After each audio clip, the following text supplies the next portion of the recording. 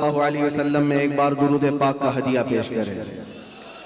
अल्लाहुम्मा सल्लि अला सय्यिदिना व मौलाना मुहम्मदिन मअदिनिल जूदि वल करम व आलिहि व अस्हाबिहिल किराम व इब्निहिल करीम व बारिक व सल्लिम सलातन दाइमतन सरमदन अबदा। अज़ीज़ान गिरामी वक़ार,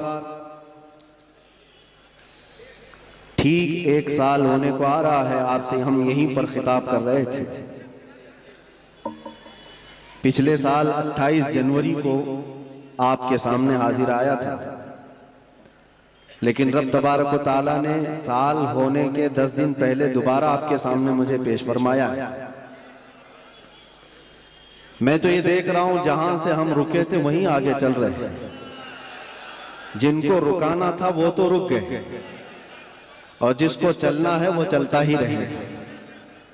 मेरे अजीजों, कुछ भी तो फर्क नहीं है, वही बज़्म है, वही धूम है, वही आशिकों का हुजूम है। हुजूर पाक सल्लल्लाहु तआला अलैहि वसल्लम की मोहब्बत में सरशार मजमे, सरशार जलसे, सब वही। मैं पीछे मुड़ करके देखता हूं, क्या मैं चंद दिनों के लिए गायब था या मैं कहीं अंदर बंद था? लेकिन इन रूहानी मजलिसों में देख करके ऐसा लगता है थोड़ी देर के लिए मेरे आका सल्लल्लाहु तआला अलैहि वसल्लम ने आराम की छुट्टी दी थी, बाकी तो सारा मंजर वैसे का वैसा तैयार है। मेरे अजीजों,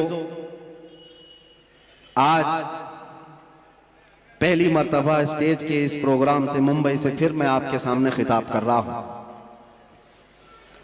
लेकिन सबसे पहले मैं ये वजाहत कर दूंगा, आपकी मोहब्बत में और हुजूर मोइनुल मशाइख के हुक्म पर मैं हाजिर आया हूं। वैसे जलसों में स्टेज पर जाना मैंने कम कर दिया है कुछ जरूरी मसरूफियात की वजह से, वरना हम जिस काम के लिए वक्फ हैं वो तो करते ही रहेंगे।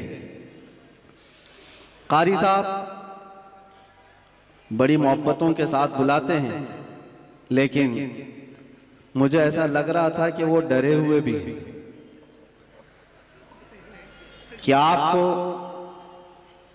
यहां मुंबई की उस जगह पर हार्ट ऑफ सिटी, और फिर हमारे पीछे भी बहुत बड़ा तामझाम है जिस जगह स्टेज भी लगाए है। ये सब मामलात को देखकर हो सकता है उनके दिल में कोई बात हो, इसीलिए कारी साहब ने आने से पहले ये कहा भी था कि हजरत थोड़ा माँ बाप की खिदमत पर और एजुकेशन पर ही ज्यादा फोकस करके बयान कीजिए। और अगर डर की वजह से आप ये कह रहे हैं तो फिर मैं कहूंगा खुल करके कुछ देर की खामोशी है, हमें कोई रोक नहीं सकता। अगर दिल में खौफ है तो मेरी जान भी चली जाए, मैं कदम मुस्तफा से एक बाल बराबर भी हटने को तैयार। एजुकेशन की बात कर रहे हो, माँ बाप की खिदमत की बात कर रहे हो, हम कौन सी नाफरमानी की बात कराते? लेकिन हमारा मसलक और हमारा मजहब और हमारा जिंदगी का दस्तूर ये है, उन्हें जाना उन्हें माना, न रखा गैर से काम। लिल्लाहिल हम्द, मैं दुनिया से मुसलमान गया। डर और खौफ अपने दिल से निकाल। मेरे अजीजों, वो जुमले जो दूसरे हमसे छीन न सके, आप क्या छीन सकेंगे? आप तो अपने हैं। आप हुजूर पाक सल्लल्लाहु अलैहि वसल्लम की मोहब्बत में सरशार हैं। मैं एक बात जानता हूं, जो हुजूर का गुलाम होगा वो माँ बाप का खादिम भी होगा, वो जाहिल नहीं रह सकता, वो इल्म के मैदान में भी शहसवार होगा। और अगर हुजूर पाक सल्लल्लाहु तआला अलैहि वसल्लम की मोहब्बत दिल में पूरी नहीं आई है, हर बुराई आ सकती है, हर बुराई की जड़ है ये। अपने दिल को खाली रखा और दुनिया की मोहब्बत से भर कर रखा है, वरना जो उनकी बारगाह में झुक गया, एक अरब ने आदमी का बोलबाला कर दिया, खाक के जर्रों को हमदोशे सुरैया कर दिया। क्या नजर थी जिसने खुद न थे जो राह पर औरों के हादी बन गए, क्या नजर थी जिसने मुर्दों को मसीहा कर दिया। उस नबी रहमत सल्लल्लाहु तआला अलैहि वसल्लम की निगाह नाज जिस पर पड़ी है, उस नबी रहमत सल्लल्लाहु ताला अलैहि वसल्लम की निगाह नाज जिस पर पड़ी है। जमाना पहले हबशी कहता था, लेकिन अब चांद भी उस बिलाल पर रश्क किया करता है, जिसको फारस से आए हुए लोग देखते थे कि हिजरत करके आया हुआ बेघर है, लेकिन नबी पाक की गुलामी ने उन्हें सलमान फारसी बनाया। वो कौन है? जिसको अल्लाह के रसूल सल्लल्लाहु ताला अलैहि वसल्लम की खिदमत ने फारूक आजम बनाया है, सिद्दीक अकबर बनाया है, हैदर कर्रार बनाया है, जुन्नूरैन बनाया है। ये सारी निस्बतें एक मुस्तफा करीम के दामन से वाबस्ता है, और उनसे फिरे जहां फिराई कमी वकार में। एक बात ये समझ करके चले, नुक्ता हमारी गुफ्तगू का एक ही है, एक ही है, इसलिए कि मैंने जिंदगी में देखा। आप जो कह रहे हैं यकीनन इस पर फोकस होना जरूरी है। हमारी कौम को जिहालत से निकालना, नशा से भी निकालना है, कौम की बच्चियों को बेपर्दगी से निकालना, इल्म की तरफ भी बढ़ाना है। लेकिन सारी बीमारियों का इलाज क्या है? एक आदमी होता है, शुगर भी है, बीपी भी है, और एसिडिटी भी है, आंखों की कमजोरी भी है, माइग्रेन भी है, पता नहीं क्या क्या बीमारियां लेकर बैठा है। और इन सब बीमारियों के इलाज के लिए हर एक जगह एक स्पेशल डॉक्टर है, वो अपने अपने फन का माहिर है। हार्ट की बीमारी का एक अलग डॉक्टर, कार्डियोलॉजी, किडनी का अलग है, नेफ्रोलॉजी, सबके पास जाना पड़ेगा, इसका इलाज अलग करो, इसकी दवाइयां अलग करो।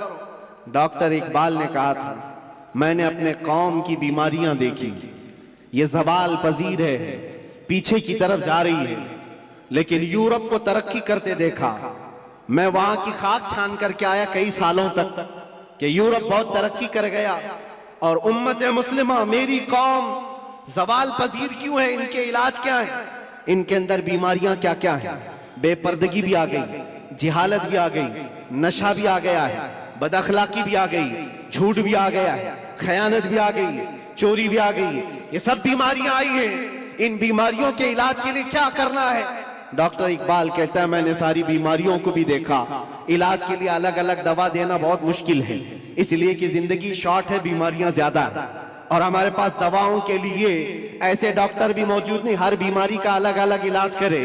फिर डॉक्टर इकबाल कहता है, इस उम्मत के दर्द और इसकी उम्मत की बीमारी का इलाज मुझे एक ही जगह मिला, एक ही नुक्ते में मिला, एक ही पुड़िया में पूरा इलाज मिला। पूछा वो इलाज क्या है?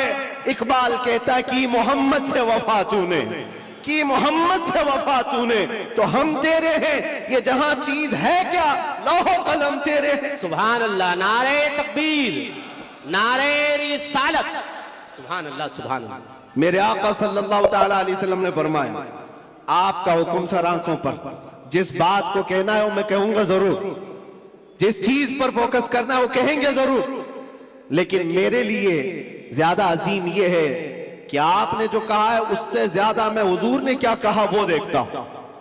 नबी पाक सल्लल्लाहु ताला अलैहि वसल्लम ने क्या फरमाया कि किस चीज पर बात करना चाहिए और अपनी औलाद को क्या सिखाना चाहिए, उस पर हम बात करते हैं। और रसूल करीम सल्लल्लाहु ताला अलैहि वसल्लम क्या फरमाते? नबी पाक सल्लल्लाहु अलैहि वसल्लम ने फरमाया, अल्लिमू औलादकुम सलासा खिसाल, अपने बच्चों को 3 आदतें सिखा दो, 3 आदतें सिखा दो। उसमें 3 आदतें क्या हैं? नबी पाक सल्लल्लाहु अलैहि वसल्लम फरमाते हैं, नंबर 1, हुब्ब नबीयिकुम व हुब्ब अहली बैतिही व तिलावत अल कुरान अल करीम। 3 चीजें हुजूर फरमाते हैं, सबसे पहली चीज अपने बच्चे को सिखाओ तो अपने नबी की मोहब्बत सिखाओ, सुभान अल्लाह, अपने रसूल से मोहब्बत। फिर दूसरी क्या है? हुजूर बात करना सिखाओ। तीसरी चीज क्या है? हुजूर फरमाते हैं फिर उसे कुरान पढ़ना सिखाओ।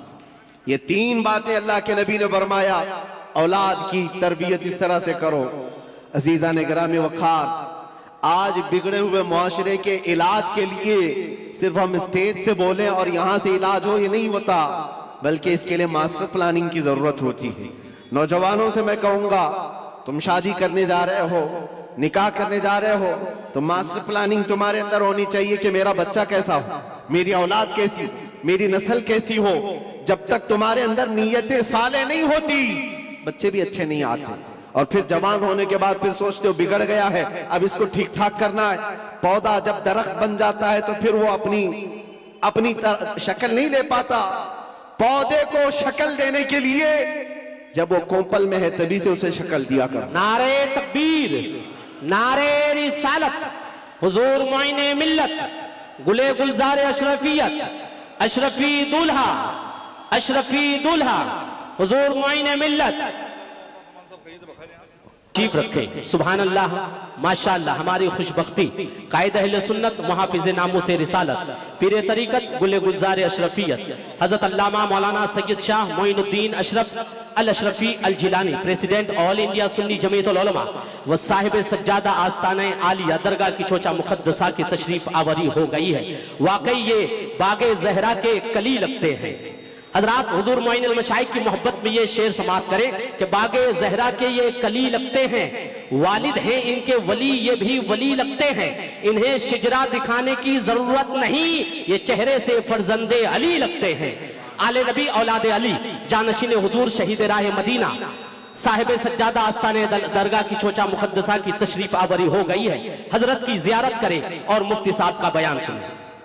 दुरूद पाक पढ़ें। अल्लाहुम्मा सल्लि अला सय्यिदिना मुहम्मद व आलिहि व अस्हाबिहि व बारिक व सल्लिम सलातन दाइमतन सरमदन अबदा।